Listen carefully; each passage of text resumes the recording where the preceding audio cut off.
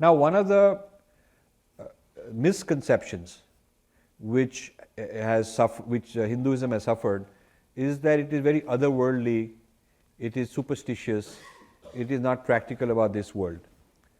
But if you look at the archaeological evidence, people in ancient India were quite advanced in many technologies. You look at civil engineering, you look at architecture, metallurgy, you look at medicine, farming, water harvesting, ships, on and on, cotton, so many things. And you find that the evidence from early centuries, very early centuries, is very strong. Up to the British period where the British are remarking that Indians make superior steel.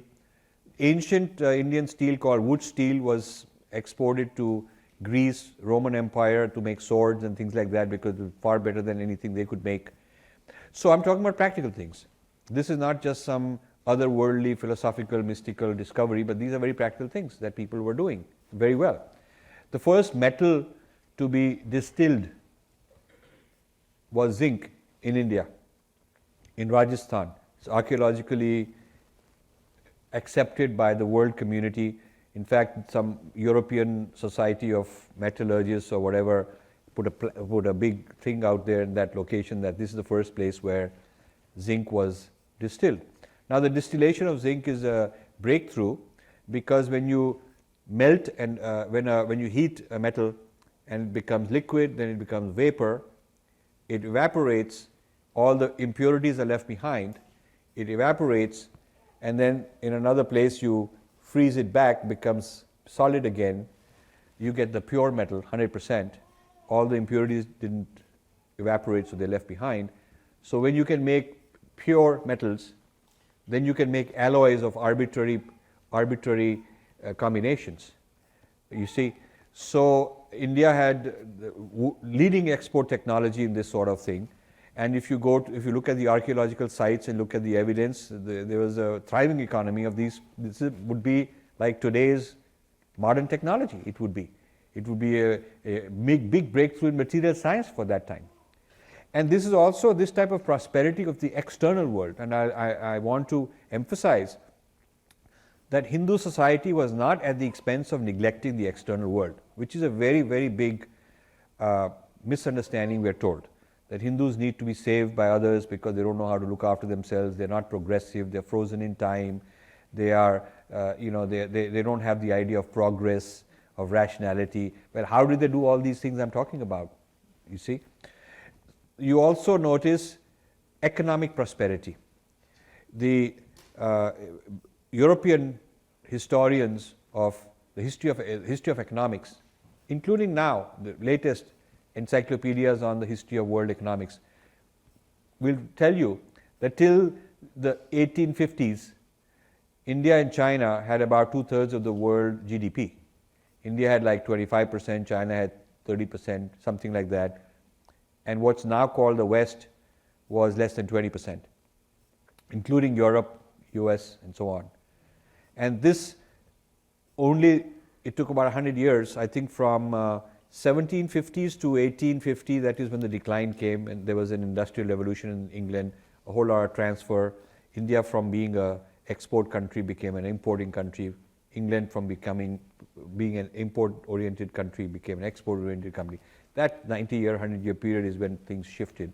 But until that, for thousands of years, India and China were very advanced in economy. And this is written and documented by lots of traders and lots of ancient historians. And the reason when I give talks in schools in this country, I often say, well, where does India fit in American history? And I'm surprised that hardly any history teacher, once I was made chair of the Asian Studies in the state of New York by the governor. And so he had his sister, that particular governor, his sister was a teacher, educator. So she brought all these leading educators to a discussion on this. And I said, I first want to ask you, when you're teaching, why do you want to teach India, and how would you teach India in the context of American history? Not one of them started by saying, you know, that's what Columbus was looking for. Not one of them thought of that. It was not positioned that way in their head. So then I had to tell them that the Queen of Spain was like a venture capitalist looking for a big intellectual property breakthrough, which would be worth a lot. And that was a sea route to India. And because the sea route would bypass the land hassles of the land route. And the reason the land route was a hassle is because the Ottoman Empire, which was Muslims, the Ottoman Empire, controlled Central Asia, Eastern Europe. So the land route, which was traditionally called the Silk Route, from China and India on one side and Europe on the other side, blocked by the Ottoman Empire. So either they would not let things through, or they would charge 20 times the price. They would decide as a strategic advantage they had access to the Indian and Chinese goods. Europeans did not. It was a huge problem because Europe needed these things. And there was no sea route at that time. There was no Suez Canal. There was no around Africa. None of that. So the Columbus journey was a venture capital journey to find a sea route to India. And that is how this whole thing started. So you see, if you look at, and then Vasco da Gama took the route around Africa. One of them wanted to take the route across the Pacific, across the Atlantic, and the other one around Africa. So going east and west respectively, hoping to find India, and didn't know that American continent is in the middle, and the rest we all know what happened. So you see, India has been a very important part of world history as a positive economy, as a source of knowledge, as a source of technology, as a source of all kinds of things. The Middle East had huge amount of Indian workers. Today they are workers of different level, but you know, you will see university professors, mathematicians, astronomers, medicine people, doctors, all kinds of people in the medieval era in the Middle Eastern countries coming from India, being acknowledged as such. And a lot of the Indian knowledge translated into Arabic and Persian became part of the Middle East knowledge system, and then centuries later would be translated into European languages like trigonometry, geometry, algebra, a lot of these things which Europeans feel they got from the Arabs, and therefore they misclassify it as Arab numerals and so on. Okay, what they don't know is that the Arabs themselves got it from India, which the Arabs acknowledged. Al-Jabr was an author whose book starts off by saying that this is being translated from Malayali. And that book by Al-Jabr, when it later gets translated into Latin and so on, that knowledge becomes known as algebra. So this India is a source of knowledge for the West, for the Middle East, and all over Asia. I mean, the people who never try to hide Indian contributions, you will find them in China, Japan, Korea, Southeast Asia today. It's very interesting. When my foundation used to do these world conferences, once we got a delegation, I think 15 years ago, we got a delegation from China on Vedanta philosophy, Hindu philosophy, ancient mathematics, Vedic science, all these kind of things. There were like quite a lot of them. And I thought that maybe they must be dissidents, or they must be people that have run away from China, and maybe these things are not allowed. So I spent a lot of time getting to know them, and they told me it's just the opposite. The Chinese government is encouraging all this because they think it's part of their history, and they want to bring in all this knowledge from all the sources. And there's a large amount of study of Indology in China, which is very respectful of the Indian sources, not like some of the Indology in this country. So in Southeast Asia, you go to Southeast Asia, you'll find a huge respect for Hindu and Buddhist origins of so much knowledge. And we think of Buddhists having taken Buddhism to all over Asia, East Asia. But when the monks were going, they were taking samples of food and agriculture, they were taking music, they were taking linguistics, they were taking mathematics, astronomy.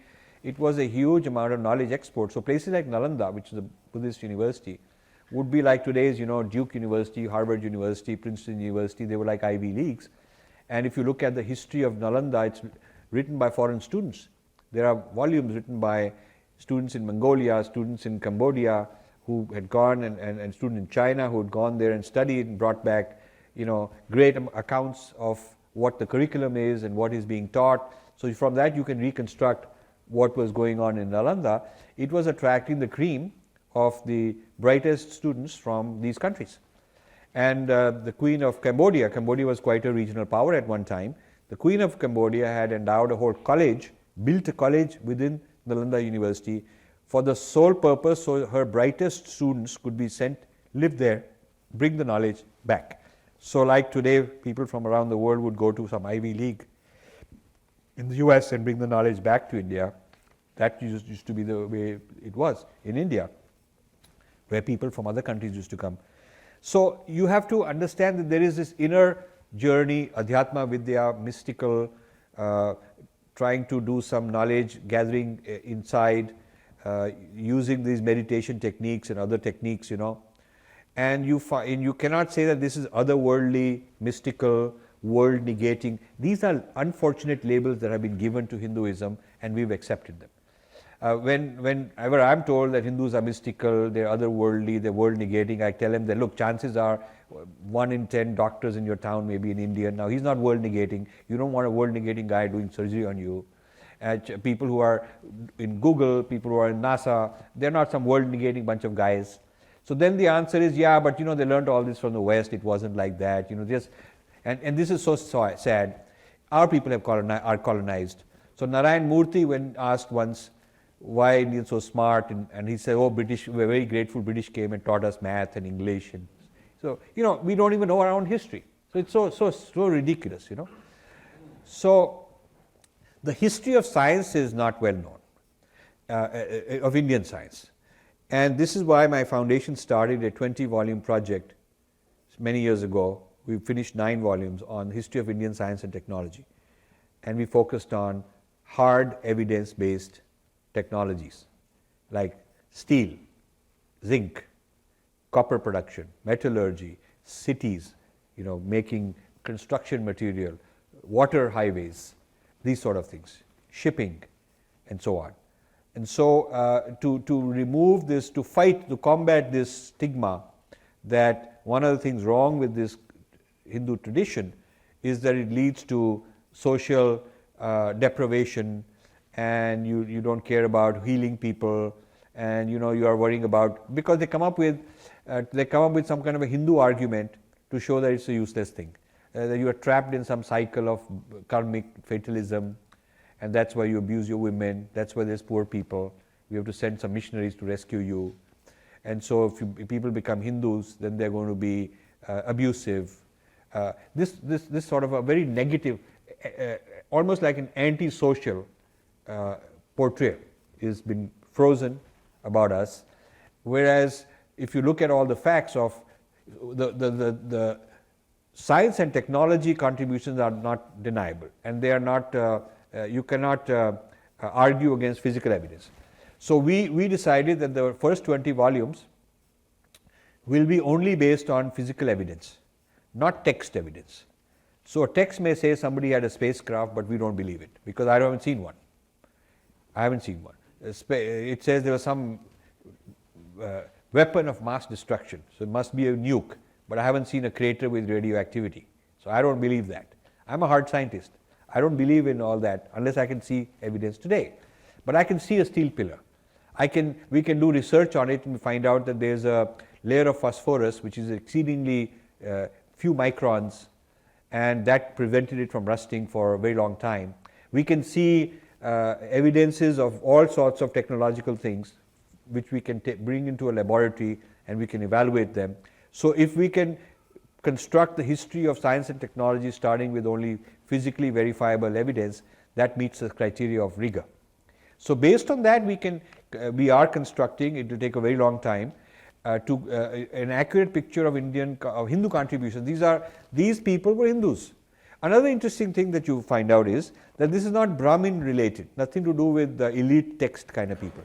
The example I gave you of zinc distillation, those would be people by today's standard considered low caste.